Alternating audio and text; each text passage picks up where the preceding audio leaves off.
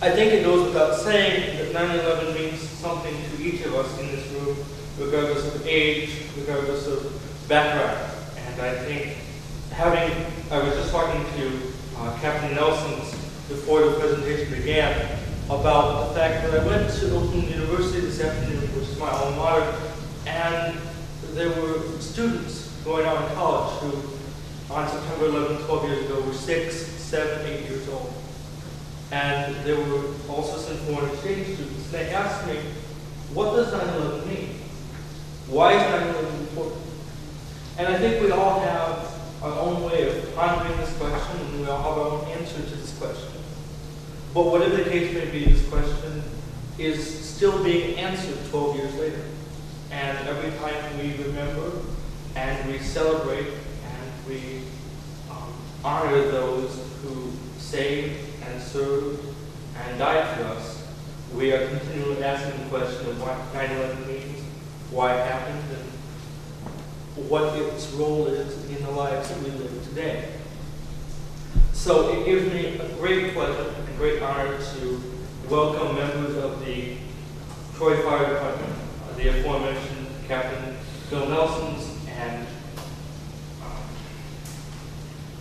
Chuck Roberts, who is a fire staff technician, a lifetime Troy resident. He has 25 years in the Troy Fire Department, and he has spent the last 5 years in public education and fire prevention.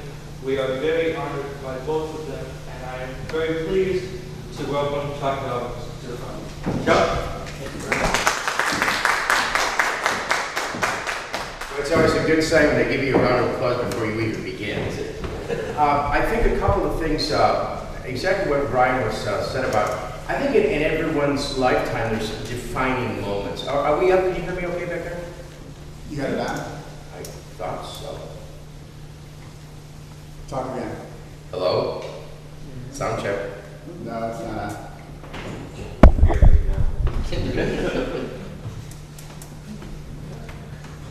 Is it on? But now, Keep talking.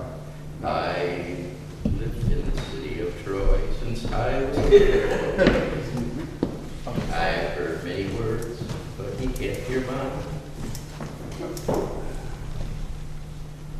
There you go.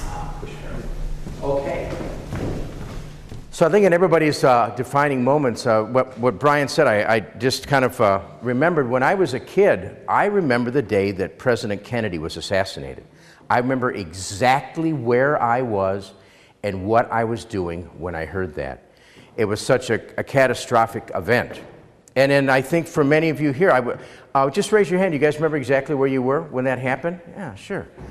And when it happened, there's always you think at first of all, this is a hoax, this is crazy, it's not happening. But some of the other things, once you realize and see it on TV, I mean, some of the first things I had felt was shock. I mean, how can this be? What's the story behind it?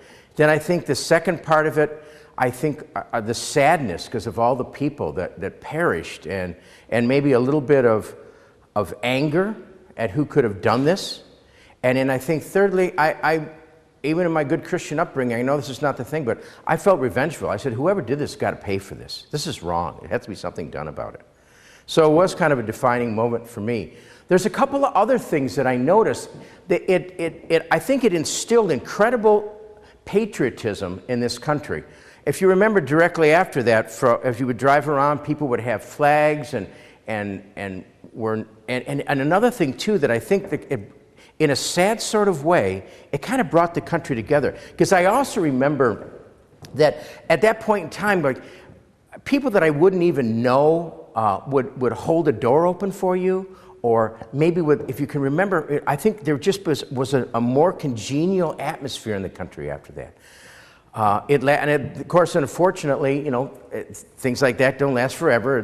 You go up to someone and say, "Merry Christmas, how you doing?" And 2 weeks later, you're no good, well, whatever.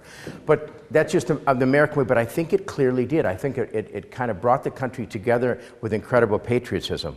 And it changed many, many things. I mean, a couple of things. One is, look at the way it changed our country as far as how we travel, on airlines. I think I'm going to have to say this, and it's kind of sad, but I think whatever the Al-Qaeda did, I think they did. They rocked America right to the core, and I think they scared America. And I don't know that flying on a plane will ever be the same for me again. And if you think about it, on that beautiful day when all those people, over 3,000 people woke up that day, I mean, it was crystal clear skies, 68 degrees, start of a beautiful day. And then something very incredible happened. An act that I think changed everything. I think the way that people think about the world in this country, they think about themselves, and it just was an incredible act. So what I'm going to talk, this PowerPoint is set up in 3 basic parts. The first part, I'm going to talk a little bit about the terrorists and the plan. Secondly, we're going to talk about the actual events and the numbers. And then the last and third part of it, we had a group of firefighters from Troy and some police officers from Bloomfield Hills that went and visited, and none of them unfortunately could make it here this evening, but I asked for them for some of their thoughts and some of the things that impacted them. And then at the very end, I'm going to show you a video of the boat lift. What happened was after the attacks, I mean, they shut down all the tunnels and the bridges, so, you know, literally millions of people were stuck on the island on Manhattan, so they asked for people to help get these people off. I won't tell you more about it because the video is very powerful.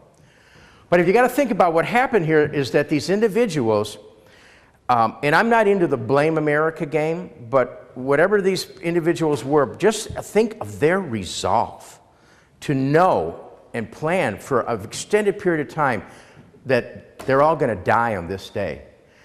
Osama bin Laden, a name that we all know well, was basically the head of Al-Qaeda, the planning, financial, but the person who put the plan together was Khalid Sheikh Mohammed.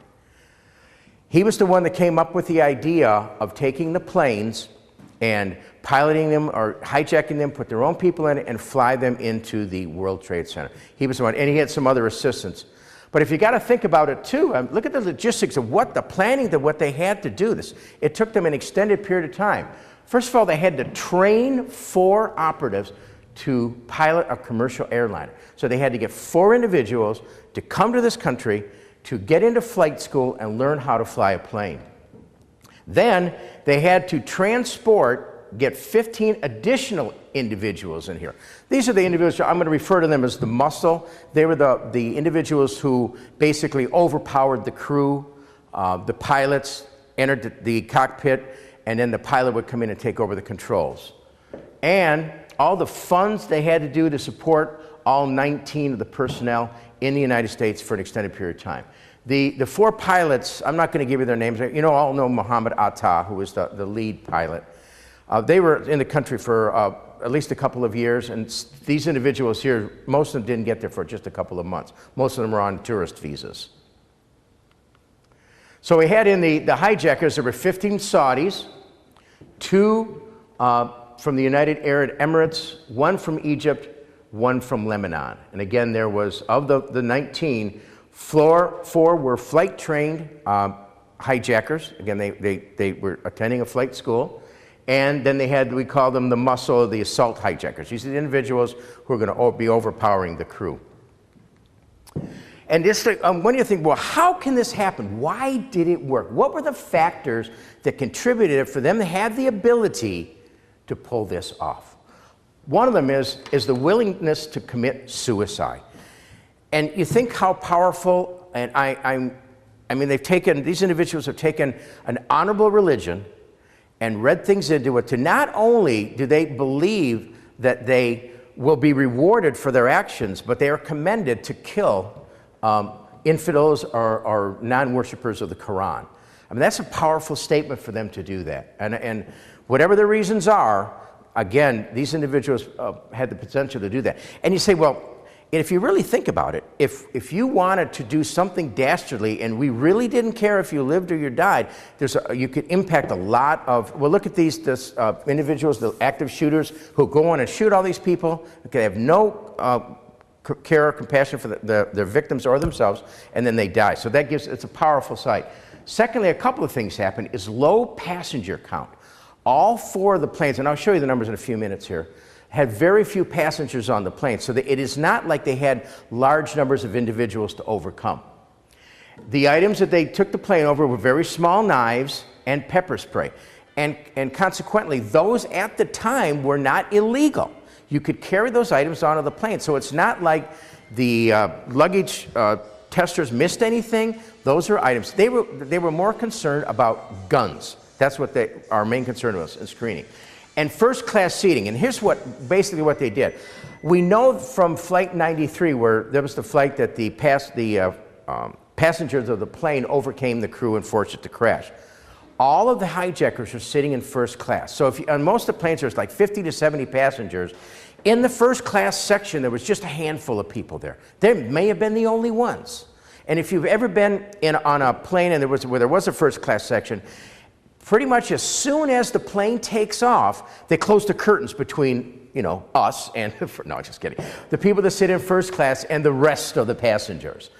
So what happened then is that the 4 individuals, without saying anything, would immediately stand up, okay, and they would head to the cockpit door. The cockpit doors were not locked, so they basically walked right in. In a couple of the flights where the flight attendant said something, I mean, basically all they did, and they were all, I believe most of them were women, they just attacked them, slit their throats, and left them lay right there on the carpet. They went into the 4 of them went into the cockpit. I was wondering about that today, but I'm not sure. I do not know if these flights have a navigator, but I know they have a pilot and a co-pilot. They basically went in, overpowered the crew, and as soon as they got the pilot out of the seat, then the pilot would come in there, and he had the ability to play. So basically what happened is that these 5 individuals then all went into the cockpit and locked the door.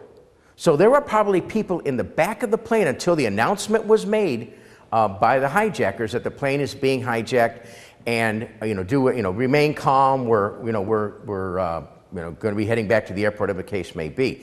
A lot of people didn't even know what had happened. And if you think about it, at the time, the policy was if the plane was to hijack, everybody just remain calm, remain in your seats. Okay. There weren't a lot of, if there are any fire marshals on the planes, there were not at that time or any of these flights. Now, as you know, there's armed fire marshals not fire marshals, air marshals, yes. Yeah. So air marshals on the plane. So basically, everybody was supposed to remain calm because they're going to find out what the hijackers wanted to do, give them their money, take them to whatever exotic country they wanted to go. Our plans are delayed, but we're all going to come home. So that's what happened on the first 3 flights. It just was a perfect storm. They had small weapons that were legal to bring on. They sat in first class seating where there's hardly anybody up there. The cabin doors were not secured, not locked. They just basically walked right in, overtook the crew. They took control of the plane itself, and everybody cooperated. That's what happened on the 3 flight. You can say, well, who do you blame? Well, a lot of people say, it's Clinton's fault because he didn't have the will to act and we could have killed Osama bin Laden. Or it was Bush's fault, but he's the president. Basically, I think, again, the FAA passenger carry-on luggage guidelines, they allowed this stuff to be on the plane. So it's just, Khalid Sheikh Mohammed looked at all the factors and says, hey, you know what, I think we could pull this off. They picked those planes, and they didn't pick they didn't book the flights to the very last day because they were monitoring to make sure, well, the weather was good, and secondly, that the flights were very low. So they only bought their plane tickets either the day before or that morning. So it just was a perfect storm. And individuals with, again, being able to fly the plane and the will to commit suicide and allow themselves to perish. So, I didn't vote for both of them. I voted for one of them. And I'm not going to blame them. It's just nobody saw what could happen. I don't think President Clinton thought any like that would happen. I mean, the government has contingency plans for everything, right? But that one just slipped under the wire. Okay, so we started out with 4 separate planes. We started out with American Airlines flight number 11 from Boston to LA, departed at 7:59. It had on the plane 76 passengers, 5 hijackers, and 11 crew members, a total of 92. Okay. United Airlines flight number 175 from Boston to Los Angeles. It departed at 8:14 with 51 passengers, 5 hijackers, and 9 crew. American Airlines flight number 77 from Washington, D.C. to San Francisco. It departed at 8:20 with 53 passengers, 5 hijackers, 6 crew in 64. And then the last flight, this is the flight that went down in Pennsylvania, United Airlines flight number 93 from New York. Again, they had 31. They only had 4. Now, I'll tell you whether, or at least they're speculate whether there's only 4 hijackers and 7 crew. So that's the passenger manifest, the flight crew, and of course the hijackers as well. And those are the total. Those are the 4 planes hijacked, or basically took off all within about 43 minutes of each other, all headed for the West Coast, virtually empty. These flights can hold well over 200 people. They had 4 targets. The American Airlines flight number 11 strikes the North Tower at 8:46 a.m. And then basically about a little less than 15 minutes later, flight number 175 strikes the South Tower at 9:03. And when the second plane came in, everybody knew what was going on then. And then just about a little over 30 minutes later, American Airlines flight number 77 strikes the Pentagon. Now, all 3 of these were in the air about the same time. And again, they're speculating now, but they think what happened is as the flight takes off, as soon as the flight got to cruising level, and the pilots would say back then, we're at our cruising level. Thank you for flying with American or United, and they take the seatbelt sign out. They're pretty sure that's how they did it, because that's how they did in Flight 93. Then United Airlines flight number 93, it crashes at 10:13 in southern Pennsylvania. Its intended target was the Capitol building. I mean, some people may say it's the White House, but that is just impossible. I think as well. Anybody ever seen the White House? You guys ever? It's not that big. I mean, it looks big in TV, but it's really not. I think there's houses in this city that are as big as the White House. Well, excluding the wings, which go off to the back. For them to hit that target, because remember, these guys didn't have any practice landing. They only knew how to fly it in flight. I don't think they could have hit it. Because, big jets like that, they just can't do this, okay? They just got too much weight and projector. They have to cut. There's a lot of things. I don't think they had the skill to do it. So I'm sure the only building they would have thought of would have been the Capitol building. Okay, and what factors brought the towers down? So we've got the 4 individuals, the 4 planes, and again, you've got 2 that struck the Twin Towers in New York, 1 that hit in Washington, and of course the one. So you say, and the people say, well, how could they have taken these buildings down? They were designed to be hit by an airplane. Well, there were a couple of items. The initial impact compromised the thermal insulation and protection on the structural components. On the interior components, that they had insulation, which protects it from the heat. Steel, when it heats, it elongates. I'm not going to give you an engineering lesson, but basically, if metal gets hot, it can fail.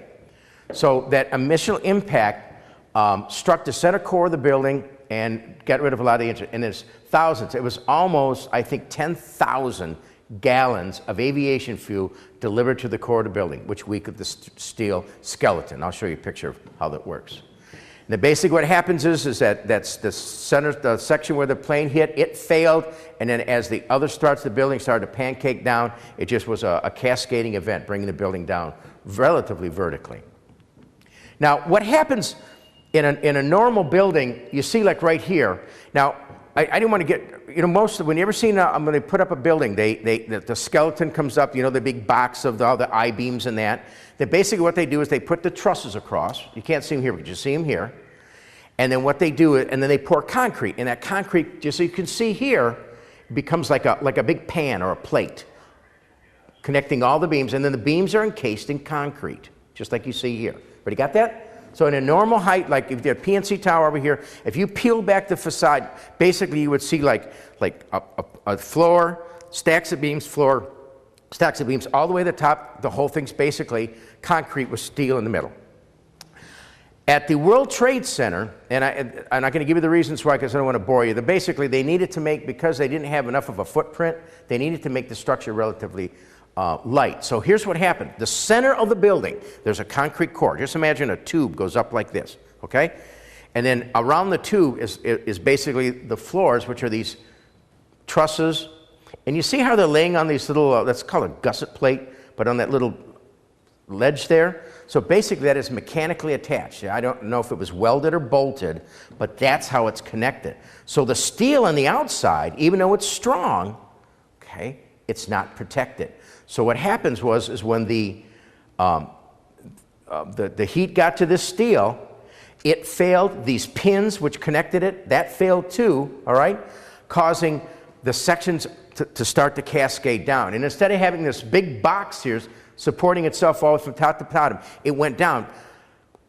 And if you know, basically it went straight down from top to bottom, as you see here. It basically went straight down because what's happening is the inside of the steel is failing here. The core is still crushing, and it's going kind of just piercing back into itself. So just in a couple of minutes, that's basically what happened. And if you think about it, I know that these towers burned for this, the one north tower burned for over an hour. I think this one burned for 45 minutes. Basically, all the people that were above here, they perished within 30 seconds each. What is it, about 45 seconds it took for the towers from the time they started to come down? It was a little bit less than a minute. So in 2 minutes, thousands of people's lives were snuffed just like that. Just like that. Okay. Firefighters in this building, they started an evacuation, so most of the crews got out, but not all of them made it out of there. Okay. The South Tower collapses at 9:59, 56 minutes after the impact. We'll go back a second. Because you notice that this is the first tower that was hit. I think it's like floor 90, and this is down like approximately in the 70s. So what happened is that even though this tower was hit later, when these floors started to weaken, there was a lot more additional weight. That's why that tower went down first. Okay. 56 minutes after impact. The North Tower collapses second at 10:28 after burning for 1 hour and 42 minutes. 2,006 people killed at ground zero, including tower occupants and emergency, and 157 on flights 11 and 75. 2,600 people. Now, 90% of all the people that died in the buildings were the ones above those floors. Because what happened was when the plane crashed in, it basically, the inertia of the plane, because the building, all the stairwells were in the center of the building. Okay, well, they liked that kind of construction because, you know, from anywhere in the building, unless you had a wall, you could see out the window. So a nice floor plan, everything was consolidated. But when you busted that, all the stairwells, the elevators, everything went out. So nobody had a chance to get from the top, from floor whatever 90, from floor 100 to down to 85, because again, it was blocked by a wall, basically a swimming pool of aviation fuel. They destroyed the shafts and the stairwells. And then if you think about it, as many as they believe up to 200 people jumped from the towers to certain death. And I'm going to tell you something. And you say, how could they do that? I mean, certain death. There's no way. They had no idea that the building was going to crash. The problem is that fire is a very terrifying thing. And if you think, I can't even think how horrible that was. They're on the 90th floor. If you know the PNC building, basically 25, 26 floors, 3 times that height. That's how far they fell. I don't know exactly how long they were falling, but how terrible that had to be. Well, because fire is a scary thing, and a lot of people think, well, I'm a firefighter. I got, basically a couple months short of 25 years in, and you're not afraid of fire. Well, that's not true. I've been scared a couple of times. And I'll tell the chief here, I think any firefighter that ever tells you that they've never been scared at a fire is one, they are lying, or they never got off the truck. Okay, it's one of the two.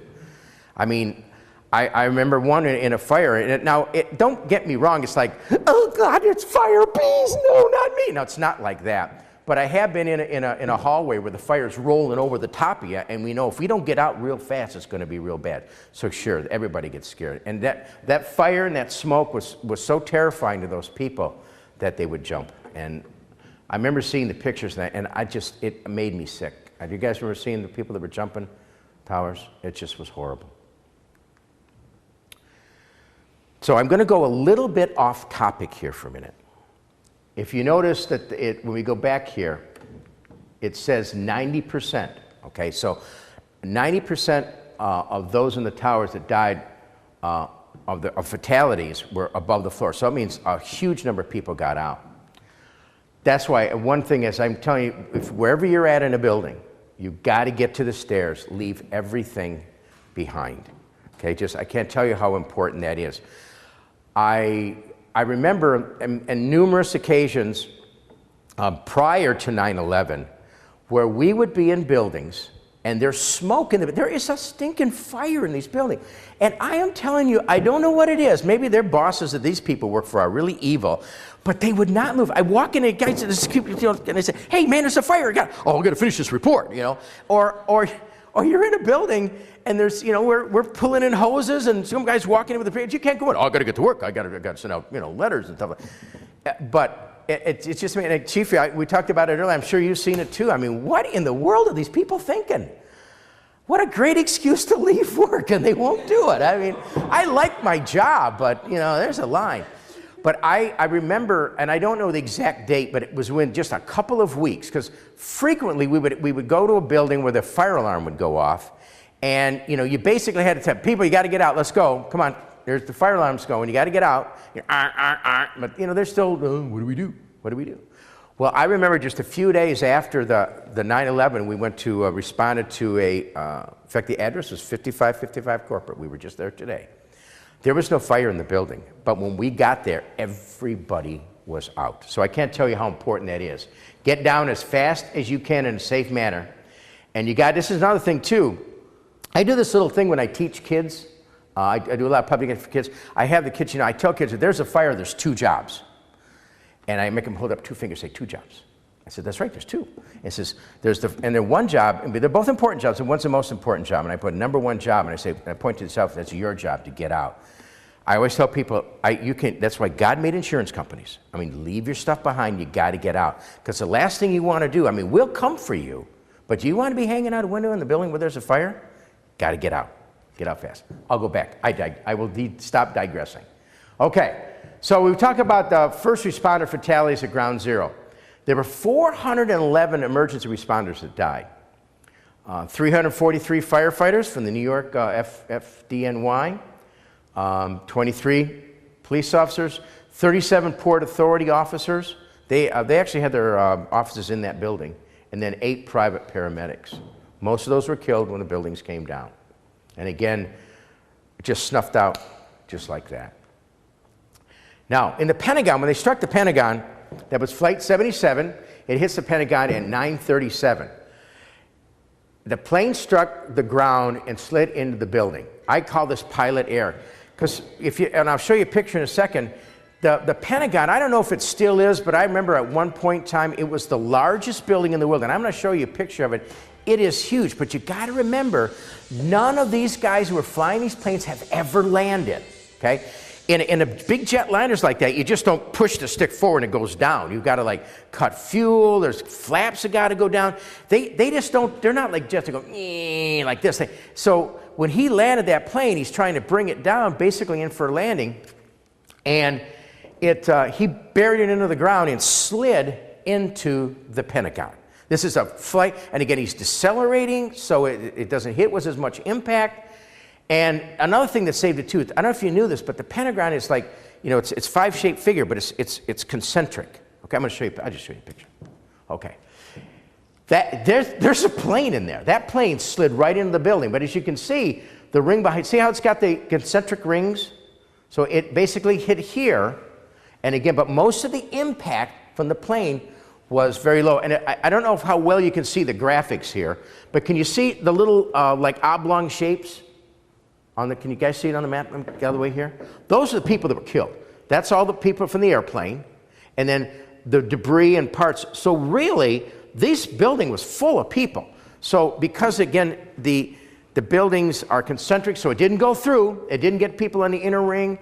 A lot of the inertia from the plane, because basically it didn't get in very far. It hit the ground really hard, and it dropped a lot of its flight speed and that. So fortunately, very few people were killed as compared to what it could have been, because they couldn't bury it in the middle of this structure. If the guy would have had the skill that knows how to land, and he stuffed it right there, like on that line from one end to the other, he'd have killed thousands. So we were very fortunate.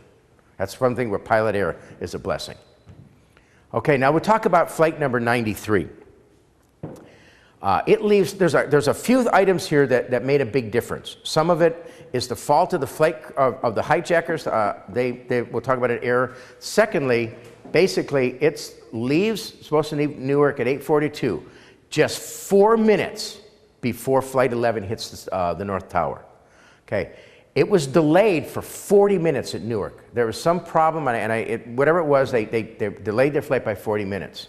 And remember I talked to you about why there was only 4 hijackers? There was a 5th hijacker who came in with the other group, but there was something wrong with his paperwork, and they sent him back. So there was only 4 hijackers on that plane. Another thing that they did, as I mentioned before, they took a long time. They think that the other planes, basically, as soon as the seatbelt signs went off, they entered the cabin, took control of the plane, and turned around. This particular group, for whatever reason, we don't know why, either they got cold feet or there was something wrong, or maybe the pilot left the seatbelt light on for an extended period of time, but it was a long time before they tried to take control of the plane. So when they took control of the plane, there's a couple of incredible heroism that took place. Captain Dahl was warned that flights have been hijacked and have crashed. There are other individuals, passengers as well, but he was notified, unfortunately, it appears to be just a minute or 2 before they entered the cockpit, that be ready to secure the cockpit door as they're entering the cockpits. But unfortunately, he didn't have time, or whatever his hesitation was, they came in. A couple of things that he did, I believe that his one co-pilot attempted to fight. So he delayed the hijackers. Again, instead of having 4 musclemen, they only had 3. So they delayed it. The captain had enough time to switch the plane's intercom to transmit. So basically, when you would voice up their mic, you go like one way to talk to the passengers, one way to talk to the flight towers. He flipped it to flight tower, thinking that way, because his first transmission went over the air to Cleveland, I believe, got it. Say, we've taken over this flight, whatever the case may be, and we're going to do what we're going to do to you. He basically told them, we have a bomb, we're going back to the terminal or to the airport. So they knew that they took long, and they took a lot of time to secure the passengers. He also set the plane into autopilot. I don't know if he had security codes or whatever the case may be, but it delayed the ability for the hijackers to turn the plane around and head back to what I'm speculating is the Capitol. So by now, several passengers were talked on phone calls, and some of the flight attendants had called the FAA, because they have phones in the planes now. They called the FAA security officer and told them all the details. They were quite aware of the fact that the other plane, this is not a traditional hijacking. They're going to crash the planes. This is a suicide flight. The passengers and crew, all in the back of the plane, had voted and decided they're going to try to take action. They're going to take over the plane. So basically what they did is they got one of the heavy food carts, anything, fire extinguishers, pots of water, everything they can get their hands on. Several people made phone calls, telling their loved ones, they loved them very much, and we're going to take this action. And off they did. And they attacked the cabin and attempted to regain control of the plane. But unfortunately, they had the pilot maneuver the plane, rocked it from side to side, and I guess they realized that they couldn't hold it back the passengers. Maybe they believed that they had breached the door, because somebody was on the phone, so they're in the cabin, and they just put the plane into the ground. And again, how many lives did their sacrifice save? I mean, that's a great American heroism. So we're going to talk a little bit more about Ground Zero. This is the day after. As you can see, the towers were down. They started to amass crews, construction crews, emergency crews, to try to first get for survivors and figure out what we're going to do. The city of Troy, I'm not exactly sure. I think it was either Dustin, who was a Troy firefighter and a Bloomfield Hills police officer, they called Homeland Security or whoever they talked to and said, we want to send a crew. So these are Troy firefighters and also Bloomfield Hills Public Safety. They are from left. Now, this is Jason Reynolds. He is a police officer at Bloomfield Hills. They're public safety, by the way, so they do both. He was originally a Troy firefighter as well. The second individual here is Officer Kerry McDonald from Bloomfield Hills. This is Jack Spryer. He's a firefighter, I believe, at the time from Station 4, and currently he is in Afghanistan training Afghanis in how to fight fires, and he's also doing safety and inspections at the Air Force Base. So he's in Afghanistan, currently as a contractor working for the U.S. military. That's Dustin Lockhart. It was also a firefighter from Troy Station 6. He was from Station 5. He's a police officer now. This is Lieutenant Vansemes, also previously a Troy firefighter, but now a Bloomfield Hills police officer. This is Ali Taki, a firefighter from Station 6. He's also an emergency room doctor and a Muslim. He felt compelled by his faith, you know, to honor his religion to come with us. So that was very powerful. When they went there, they said, make sure if anybody asks your name, tell them your name is Al Taco. Okay, good Italian name. You know, people were weird, a little touchy back then. This is Officer Noel Clayson, Bloomfield Hills police officer, and then Steve Gerard, also from Station 6, my home station as well. And these are the crew. They drove to New York. I believe they left the night of the 12th, the very next day. Okay? This is one of the things that Ali, and I've talked to Ali and Steve in the last few days. The pictures just don't do it justice. The area of destruction was massive. I mean, like 20, 30 acres. It was just huge. And the debris in that had, some of it piled down, but it also cascaded into the streets as well. So it wasn't, Ali says when he got there, he could not believe how big it was, the large area that the destruction was.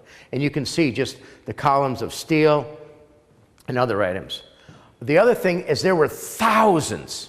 In fact, actually you can see Steve Gerard is standing here. I believe that's Jack Spryer and then two of the Bloomfield guys. But if you're looking there, you're seeing firefighters, you're seeing construction workers, emergency personnel, search and rescue crews. I mean, everybody was there. Thousands of personnel were on site.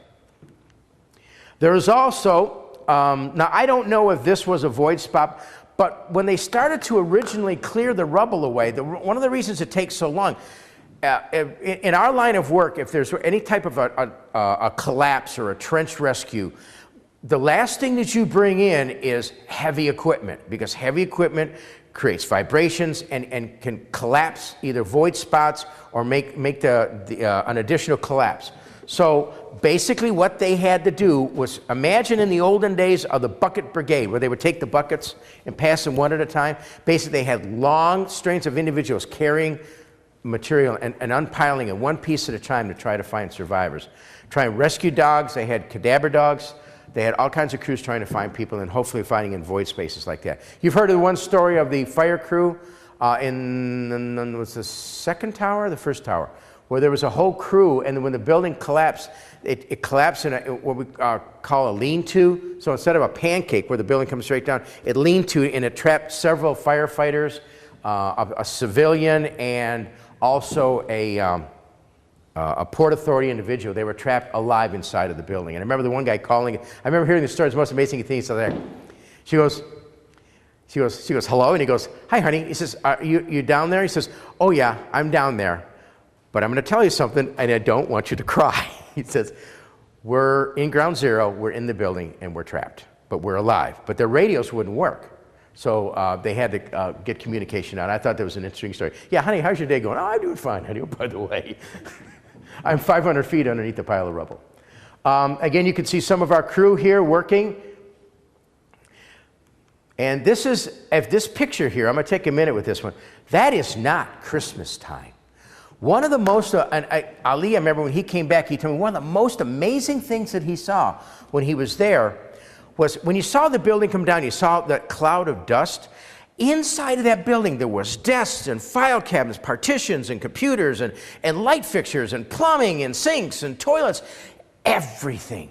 Yeah, there was some rubble, but he says so much of it was just ground down to nothing. Little piece. There was paper flying around, obviously. But he says the debris pile, you would think there'd be huge chunks of concrete and obviously the steel fragments. But he says most of the rubble was just handfuls, just of junk. It just had pulverized it. A question? Yeah, where did they take that rubble? Because I know when he's still sifting through it, then after they took it away, where did most of it go? Because we're still analyzing it. Out to landfill. Yeah, yeah. Now, what's happening there is you're right. Absolutely, it's a crime scene. So there were police investigators there trying, to pick up residual, but in all intents and purposes, they pretty much know what happened. Yeah, but yeah, most everything, now, I'm guessing personally, I don't know exactly. I know most of it was they had dumpsters and they hauled away. I remember just watching that on TV. I know that they were sifting through that so they can identify, using. Oh, do you want, like, did they find body parts and things like? Oh, absolutely. Yeah. Yeah. If they identified something, yeah. Oh, yeah. Yeah. He remembered talking about that. Take it somewhere to analyze. No, they had so much, because the first few hours they knew that there were people in there, and I remember but he says, remember that not everybody came out in one piece. He's clothing and without going into the gory details.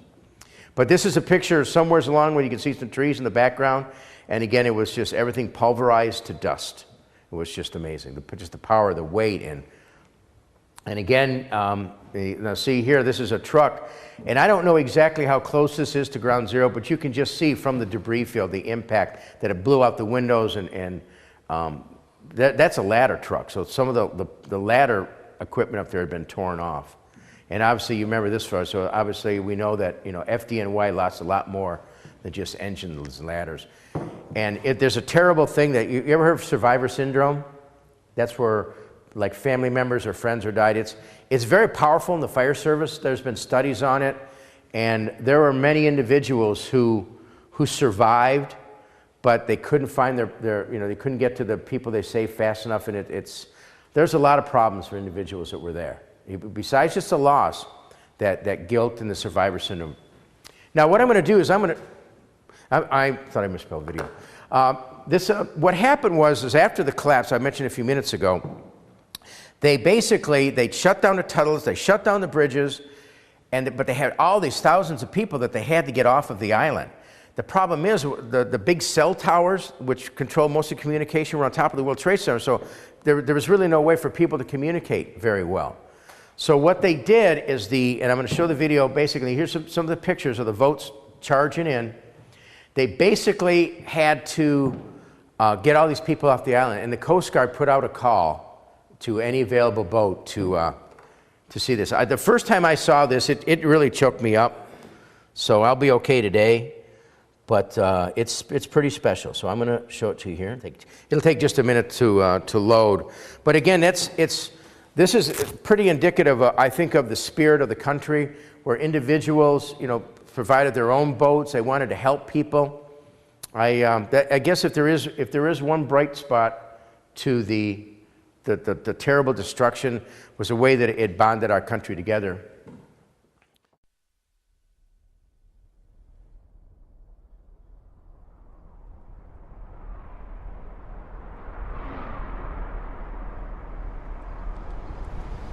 I thought I was watching a movie, Towering Inferno at first. And then I looked real close, and I noticed it was the World Trade Center.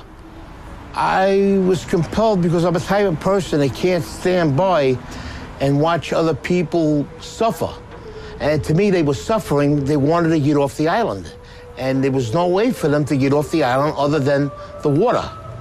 And I had noticed when I was watching the television, I saw a lot of the ferries going up into the slips and taking people off. I said, fine, we could do the same thing. I could take people on my boat, get in there, take them where they have to go. And that's what we did.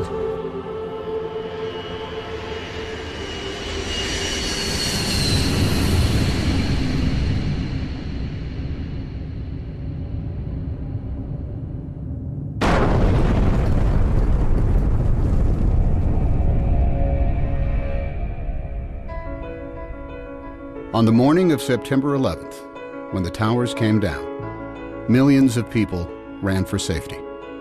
Hundreds of thousands of them ran south to the water's edge. That's when they realized that Manhattan is indeed an island, and that they were trapped. They were feeling helpless, and that's the worst feeling in the world. What was a person on the ground going to do? Buildings were down. There were people laying under the rubble of the building. Firemen, civilians. My wife was there, and I turned around. I said, I've got to go do something. just like that. And she looked at me. She says, "What are you going to do, you maniac?" I says, "I'm going to take the amberjack up into the city and help." She says, "But what if they're attacked again?" I says, "Well, then that's something I have to live with." I says, "I have to do what I have to do." I says, "And nobody can stop me right now. Even if I save one person or I rescue one person, that's one person less that will suffer and die."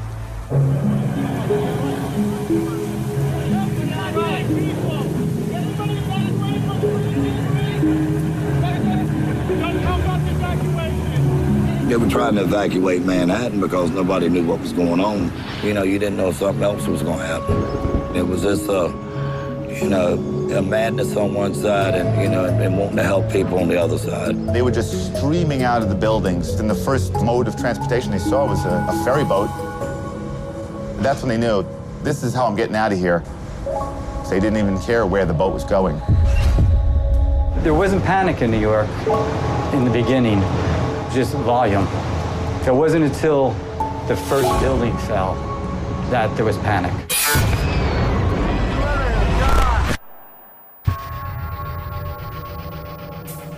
You heard the building go down, but we're in the slip, so we can't see it. That's when we started letting go, and then all of a sudden, engulfed. You couldn't see anything. People were actually jumping into the river and swimming out of Manhattan. Boats were very nearly running them over. Wait. These people wanted out of Manhattan no matter any way they could. Somebody wants you to go over there. Every mode of transportation out of Manhattan was shut down. All the subways were shut. The tunnels were all closed. They closed the bridges. They closed everything immediately.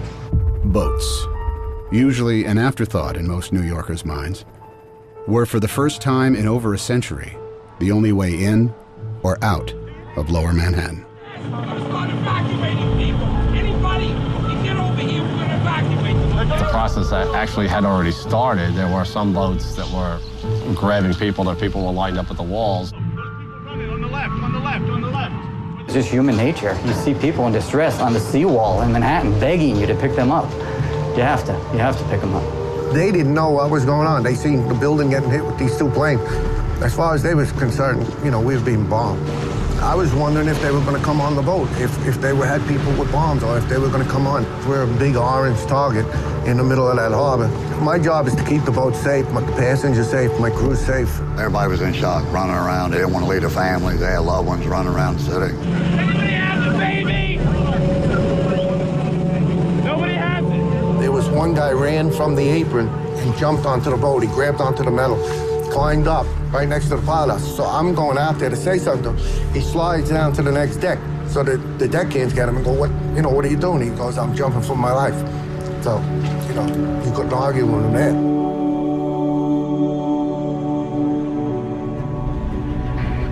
There was a small boat that was at the lower tip of Manhattan. I thought the boat was going to flip over because so many people were trying to get on. And as I looked behind, they were just 10 deep. And that's kind of what gave us the idea. We decided that this has to get better organized and we better do it, and that's what we did. So we decided to make the call on the radio. All available boats. This is the United States Coast Guard aboard the pilot boat in New York. Anyone want to help with the evacuation of Lower Manhattan, report to Governor's Island. When that call came on the radio, they were coming. I was uncertain of who was going to respond. About 15, 20 minutes later, there are just boats all across the horizon. Literally 100 targets converging on the lower part of Manhattan. When we came out of that dust cloud, tugboats, I'd never seen so many tugboats all at once. There was just like a fleet of tugboats headed to Manhattan. If it floated and it could get there, it got there. All different size, shapes, and forms. I mean, and they were zooming across this water. Ferries, private boats, party boats. I worked on the water for 28 years. I've never seen that many boats come together at one time that fast. One radio call and it just came together just that fast.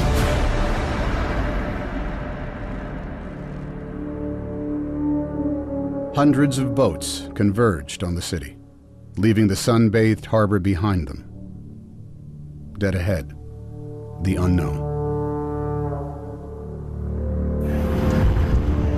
That was something I won't forget. It was just low, dark, acrid, black smoke. It was like there was a big chimney in Manhattan. When we pulled into Pier 11, the dust was unbelievable. And then out of nowhere, you just kept on seeing people coming.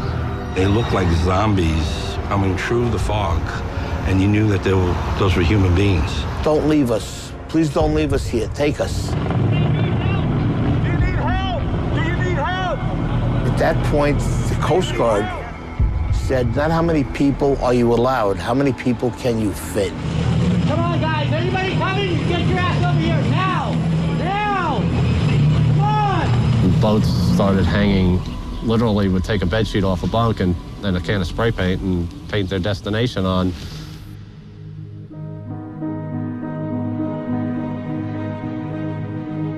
Some of these people never been in the water, never been on a boat before. Housewives, workers that do windows. We had executives. And the thing that was the best, everyone helped everyone. I want you to hold my hand. Come on board. Get inside. One at a time. Get inside. I saw 4 businessmen lifting up an old woman with a seeing eye dog, a German Shepherd, and they lifted her up like a surfboard and passed her over the handrails.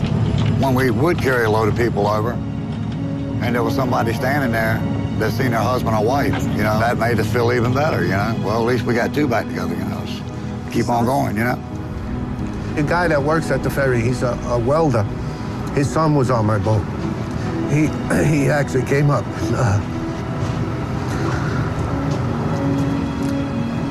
He thanked me.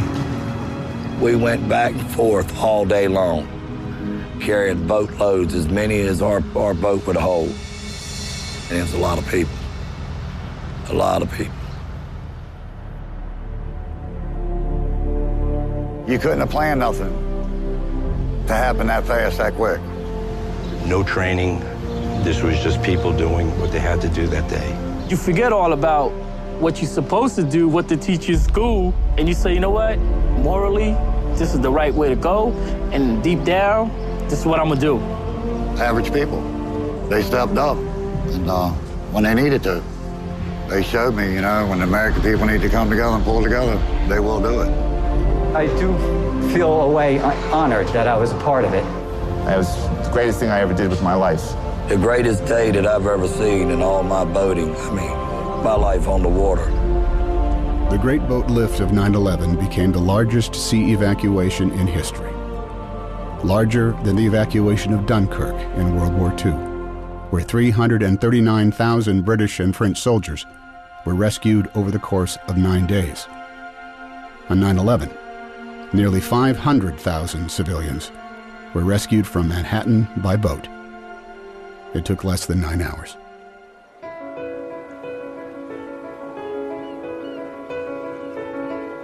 I believe somebody has a little hero in them. You gotta look in, and it's in there.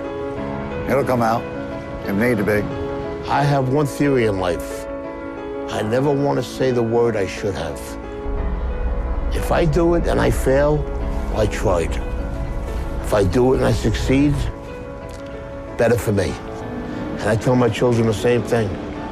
Never go through life saying you should have.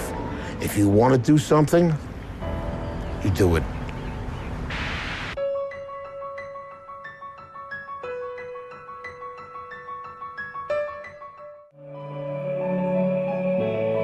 Well, I want to thank everybody for coming. Anybody got any questions or comments? Anything you want to share? Or? Yes. Any of the firefighters that went from here, are any of them feeling the effects of the dust that they, you know? No, not that I'm aware of. Chief, do you know how long they were there? Pardon me? Do you know how long they were there? 48 hours. Oh, so just a couple of days?